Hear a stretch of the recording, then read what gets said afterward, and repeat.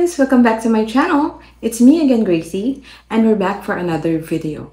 But before we proceed, pasok muna natin ang intro.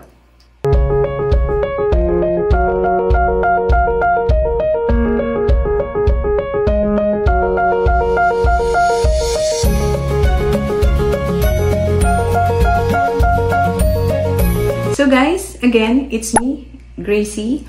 I do video tutorials, unboxing videos, and of course, my personal vlog.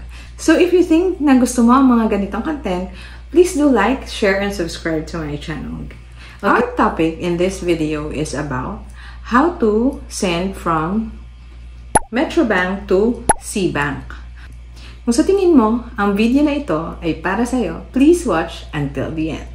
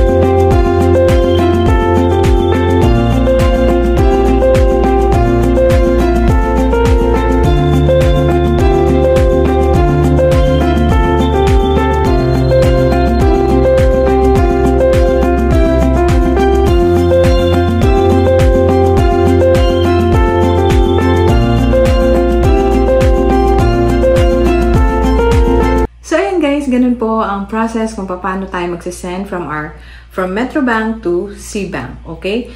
I hope nakatulong po ang video na ito para sa inyo.